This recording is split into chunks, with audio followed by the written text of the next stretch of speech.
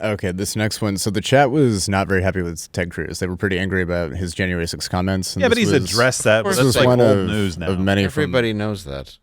Everybody knows I didn't like his answer. I'm just saying it's been talked about. I guess we could. Well, I know, but we talked people about are it, but- mad about it. I mean, people are unforgiving and relentless. I think he was wrong to call them domestic course. terrorists. So do thought it was I, silly yeah, because he I was using agree. the language of the left. We said that on air, but I don't really know. I mean, we wanted to talk about the Canadian convoy thing. Yeah. The way that I look at it is people misspeak. Yeah. I don't know. That one was pretty bad. But it's also pretty tough to call him on it when he's, Yeah. booming voice, and then it goes back. Yeah. Yeah, The whole thing was disorienting. But yeah, no, I agree. It was not a smart thing. This question from blah blah blah. Why should we give Cruz our support when he called so many of us terrorists for January 6th? Okay, first off, let me be really clear here. Unless you actually entered the Capitol he wasn't calling you a terrorist. Now, that being said, he shouldn't have called anyone domestic terrorist because that's the language of the left, and really these were just trespassers. They are not actual domestic terrorists. Right. As you can see, the government was not overthrown. Not only that, there was no plan to overthrow the government. So I think he spoke very poorly. Yeah. I think it was a mistake. I think he was wrong to use the term domestic terrorist because the left would use that language as they did. Yeah. And I think you're wrong to say that Ted Cruz called you a domestic terrorist unless you were literally the person who broke that window that Ashley Babbitt walked through. Right. Then he Exactly. wasn't talking about you. No, and by the way, we don't need to throw people out of the party just because they make one mistake. He made a mistake. Guess who there. you're going to get? You throw him out? Yeah. You're going to get Beto. Exactly. Exactly. Ted Cruz has been there for us on a lot of things. He's not perfect, and he will not be perfect in the future. He'll say something that I disagree with tomorrow. He may not get something done that I want to get done, but he has been somebody who has been pushing in our direction for a long time. And believe me, I'm not I gonna was throw that away. I was pissed when he said that, but Of I also course. think it's silly for people to think everyone who believed that the certification of the election, had some foul play, that he was calling all of you terrorists. Look, he was speaking with me.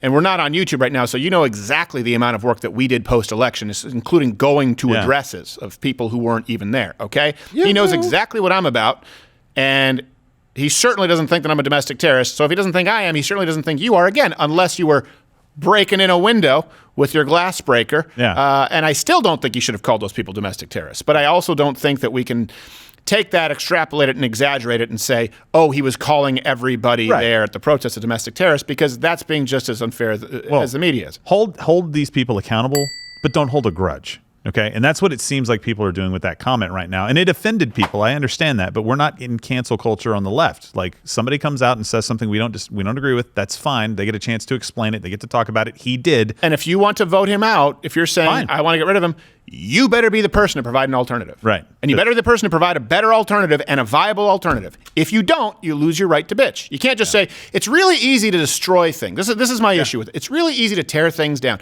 It's a lot harder to build. So if you have someone who you believe is more consistent than Ted Cruz, who could be a better senator than Ted Cruz, and who is viable, I am all ears. Well, I am all ears. Don't use the tactics of the left. That's what bothers me. Right. And I know you this. go to that total cancel extreme off of one incident. It's pointless. And the thing is, if you cancel, but then you don't replace it, well, guess what? It's just like you see in the Middle East. You create a void, you create a vacuum, it gets filled with someone worse. Yeah. We've seen that many times. Beto's just waiting there. He's just waiting. He's champing at the bit to try and get into either governorship, senator. Governor now. It's same thing like now with Governor Abbott. Governor Abbott has done some stuff that I'm furious about. Of course. But I also don't want Beto knocking on that door and having a wide open. So if there is a viable candidate, not Matthew McConaughey, if there's a viable candidate who would be more conservative and more consistent than Governor Abbott, I am all ears. But I don't see one. And so I don't like it when you see people say, cancel this person because they're imperfect. Look, the perfect is the enemy. The perfect is the enemy of the good.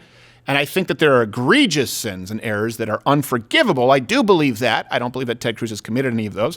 And I don't think that Greg Abbott has committed any of those. But I would say I'm about 50-50 on Greg Abbott. I'm not the biggest Greg Abbott fan, but I would much rather have him in than any of the alternatives that I see right now. And so this is your rule. This is your rule. Unless you have someone or you see someone who can viably replace that person and is better, don't destroy that person. Yeah. That's just how I view it, because we're staring down the barrel of a big enough gun than would require infighting. We need more friends than enemies, and so don't take out something. And by the way, someone who claims that they're a friend and votes for bigger spending and pro-abortion bills and Second Amendment control on everything, they're not my friend. Okay? Right, exactly. Just to be clear, Jeb Bush, not my friend.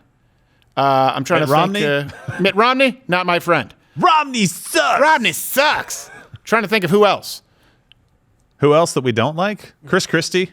I don't really like him. He's trying to. I'll tell you what. I like him personally, but as far as what he's done politically, Dan Crenshaw, not the biggest fan. Yeah. Just tell you that. Don't like the. I asked him. I tried to ask him as pointed of a question as I could on the TAPS Act.